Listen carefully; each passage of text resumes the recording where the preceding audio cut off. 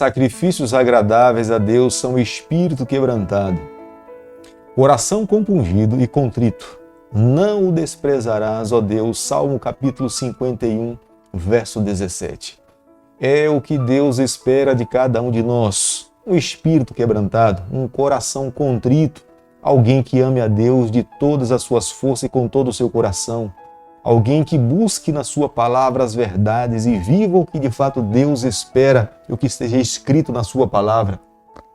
Deus ama aquele que de fato se volta para o Senhor numa busca incessante. E é o que nós estamos fazendo a cada manhã, nos voltando para o Senhor, abrindo o nosso coração, nos colocando nas suas mãos e tendo a certeza que Ele estará com os seus braços abertos para nos receber, para nos abraçar e nos conceder a vitória. Estas eram as palavras do salmista Davi. O que Deus espera não são apenas sacrifícios, mas Ele espera um coração quebrantado e um coração contrito que vive uma vida de comunhão com Deus. Nós estamos comprometidos a cada manhã de estudarmos um capítulo da Palavra de Deus e nessa manhã nós iremos abrir a Palavra do Senhor no livro de Levíticos, capítulo 14, o verso 1 e o verso 2. Disse o Senhor a Moisés: Esta será a lei do leproso no dia da sua purificação. Será levado ao sacerdote. Era o sacerdote que declarava o leproso como imundo, mas era o sacerdote também que o declarava como sendo limpo. A lepra era uma enfermidade temível e terrível, mas quando alguém conseguia se livrar, ser curado da lepra, era uma nova oportunidade de vida. É como se ele estivesse renascendo, ele estivesse vivendo uma nova vida. Ele precisava de 2 cerimônias para que ele pudesse ser reintegrado por completo no seio da sociedade e do contexto cristão. A primeira cerimônia se dava fora do acampamento. Ele não tinha liberdade para ir na direção do sacerdote. Era o sacerdote que deveria ir na sua direção, fora do acampamento, para que pudesse ali acontecer a primeira cerimônia.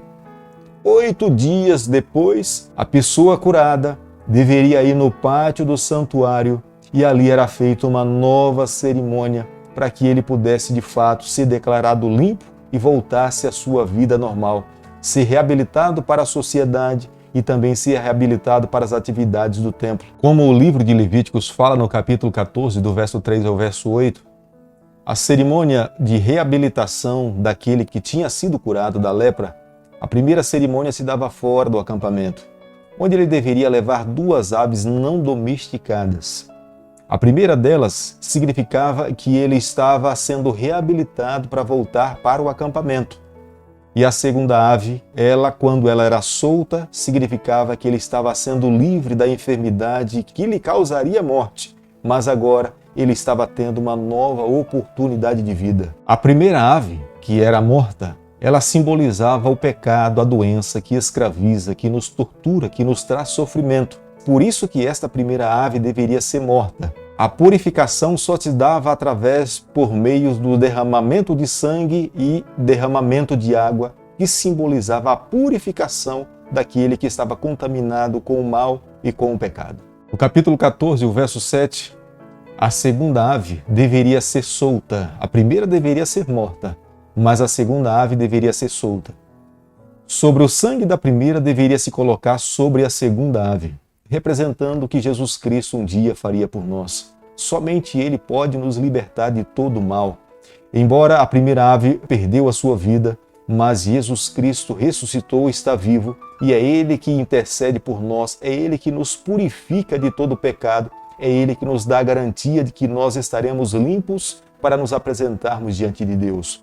Mesmo Ele passando por esses 2 estágios fora do acampamento, ele precisava depois, diante do sacerdote no santuário, apresentar a Deus um cordeiro sem defeito, para que ele pudesse estar completamente reabilitado para voltar às suas atividades normais, tanto para dentro do acampamento, a sua família, e para as atividades religiosas que consistia dentro do templo.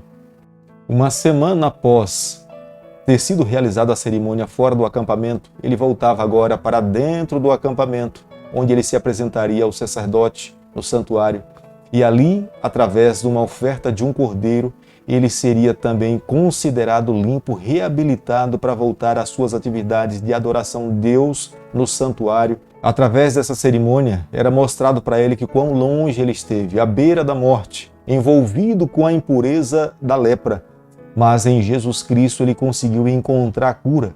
E por ter encontrado a cura, ele estava agora diante de Deus agradecido e reconhecendo que somente no Senhor que ele conseguiria encontrar a verdadeira cura para dar continuidade na sua vida.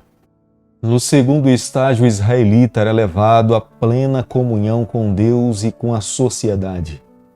Era uma cerimônia que se assemelhava à ordenação do sacerdote. O israelita era molhado com sangue e com azeite, ligado ao altar, símbolo da presença de Deus. Uma variação desse procedimento estava ligado à classe dos humildes, dos pobres, onde eles também tinham a liberdade de poder oferecer para Deus as suas ofertas diante das condições que eles possuíam. O sacerdote teria que colocar um cestário do óleo na mão esquerda. Aquele que estava recuperado, ele tinha recebido uma porção do sangue, representando o que Cristo fazia por ele, mas ele também recebia uma porção do azeite como símbolo da presença do Espírito Santo para a cura completa de todas as enfermidades, para que ele tivesse condições de viver uma vida plena no Senhor, completamente restabelecido. Meus amigos, nessa manhã, o que eu e você nós precisamos entender do capítulo 14 é que somente em Jesus nós encontramos a cura. Nós não encontramos a cura em nenhum outro lugar. Veja que a prerrogativa da salvação ela é divina. Era o sacerdote que deveria ir, que representava Cristo na direção do pecador. Não o pecador na direção do sacerdote. Porque quando nós estamos envolvidos com os nossos pecados, nós temos a tendência de fugirmos do Senhor.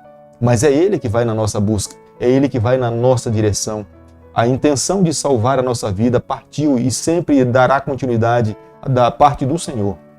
Por isso que, nessa manhã, o que eu e você, o que nós temos que fazer é nos colocar nos braços do Pai. Nós temos que ouvir o seu convite. A palavra do Senhor deve ainda ecoar nos nossos ouvidos nos dias de hoje. Vinde a mim todos que estáis cansados, sobrecarregados, e eu vos aliviarei. Em Jesus Cristo nós encontramos a paz. Em Jesus Cristo nós encontramos a cura. Em Jesus Cristo nós encontramos a salvação. Se este é o nosso desejo, creio que nessa manhã o que eu e você nós temos que fazer é nos colocarmos nos braços do Pai. Permitirmos que Ele conduza a nossa trajetória. Vivendo dessa forma, nós receberemos a graça salvadora de Jesus Cristo no nosso coração, na nossa vida, e teremos a alegria de estarmos com Ele por toda a eternidade. Querido Pai, nas Tuas mãos, nessa manhã, nós nos colocamos. Reconhecemos as nossas debilidades, mas, por favor, Senhor, permaneça ao nosso lado em todo momento. É o nosso pedido, é a nossa oração, e nós fazemos em nome de Jesus. Que o Senhor te abençoe e te guarde. Que Ele faça resplandecer o seu rosto sobre você. Que Ele tenha misericórdia de você. Que sobre você, nessa manhã, Ele levante o seu rosto e conceda a sua paz, em nome de Jesus.